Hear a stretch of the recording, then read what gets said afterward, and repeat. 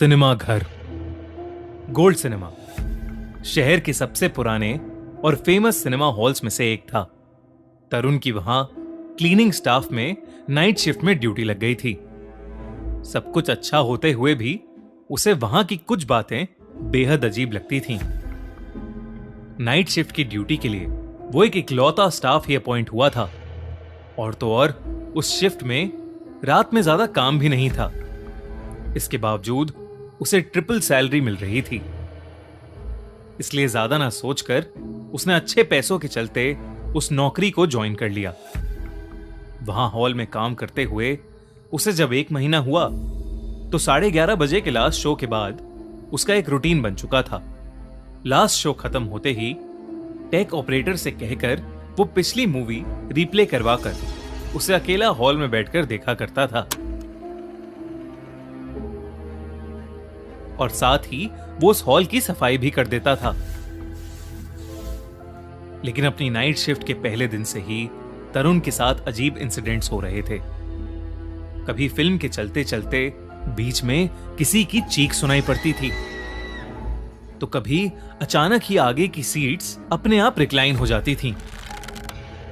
कभी कभी तो तरुण को ऐसा लगता था जैसे उसकी आगे वाली सीट पर कोई उसके साथ बैठकर फिल्म देख रहा हो। शुरुआत में तरुण को शायद डर भी लगा, पर फिर 1 महीने में उसे इन सब की आदत हो गई थी। इन सब बातों पर कोई उसका मजाक ना उड़ाए, ये सोचकर उसने ये सब बातें किसी को भी नहीं बताई। ऐसी ही एक नाइट शिफ्ट पर 1:30 बजे जब सब लोग निकल चुके थे, तब तरुण टेक ऑपरेटर के रूम में चाय लेकर गया, पर वहां कोई नहीं था। तरुण ने उसे फोन भी लगाया, पर किसी ने कॉल ही नहीं उठाया। तरुण वहीं लास्ट सीट पर चला गया और ऑपरेटर का वेट करने लगा। सीट पर बैठे बैठे तरुण की आंख कब लग गई उसे खुद भी नहीं पता चला। कुछ ही देर बाद सिनेमा हॉल के अंदर एक चीख जोर से गूंजी। उस आवाज से तरुण की नींद अचानक ही टूट गई। लेकिन इस बार कुछ अलग बात थी। चीख की आवाज सामने चलती हुई स्क्रीन से आ रही थी। टेक ऑपरेटर ने कब मूवी चला दी उसे पता ही नहीं चला। तरुण ने सोचा कि ऑपरेटर शायद लौट आया है। उसने सोचा कि वो उस रात भी मूवी देखकर हर रोज की तरह वहां से निकल जाएगा। कुछ ही देर बाद मूवी देखते हुए तरुण को ऐसा फील हुआ जैसे उसे फिर वही चीख सुनाई दी। लेकिन अब तक तरुण को आदत हो चुकी थी, तो उसने उस पर बिल्कुल भी ध्यान नहीं दिया। लेकिन फिर उसे ऐसा लगा कि कोई उसके बाल नोच रहा है। उसे बहुत तेज एक दर्द महसूस हुआ। उसने जब पीछे मुड़कर देखा तो वहां कोई नहीं था।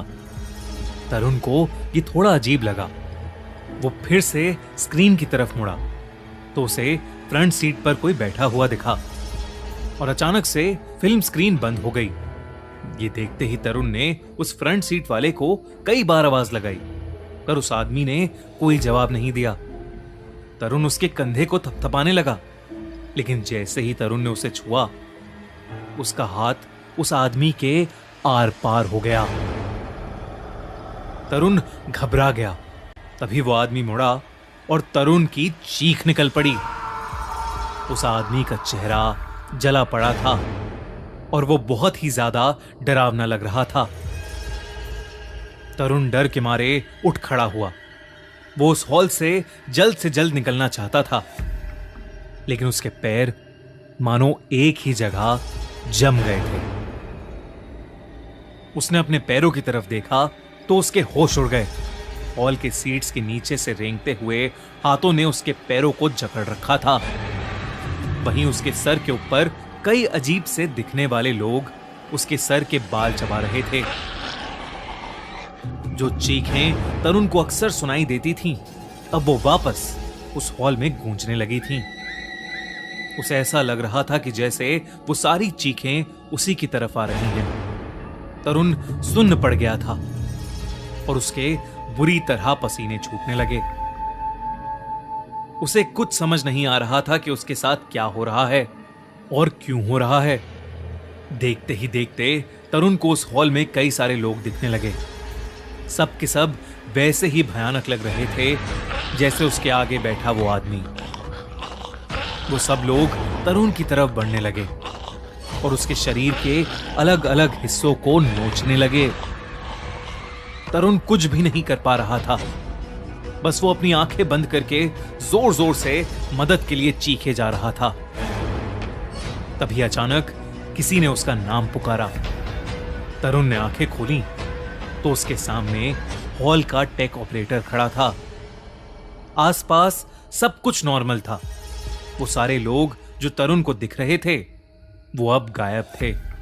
स्क्रीन पर एक फिल्म चल रही थी, लेकिन तरुण बौखलाया हुआ, घबराया हुआ, पसीने में तर बस रोए जा रहा था। टेक ऑपरेटर ने उसे शांत करवाया और उसे बताया कि जब वो हॉल में आया तो तरुण अपनी सीट पर बैठा बुरी तरह छटपटा रहा था। तरुण ने उस टेक ऑपरेटर को सब कुछ बताया, लेकिन उस टेक ऑपरेटर ने तरुण से कहा कि उसने कोई बुरा सपना देखा होगा। तरुण ने भी ये मान लिया, लेकिन जब वो घर पहुंचा तो उसने देखा कि उसके पूरे शरीर पर किसी के नोचने के निशान थे। तरुण को विश्वास नहीं हो पा रहा था कि वो सब जो उसने देखा और महसूस किया है वो उसका कोई सपना है, और इसलिए वो फिर उसी रात गोल्ड सिनेमा में वापस गया। सुबह के 5 बज रहे थे। अक्सर उस सिनेमा के बाहर सुबह सुबह एक बूढ़ा आदमी चाय बेचता था। तरुण ने उससे जाकर बात करने का सोचा। जब तरुण ने उसे अपने साथ हुआ पूरा किस्सा बताया तो वो चाय वाला सब कुछ समझ गया।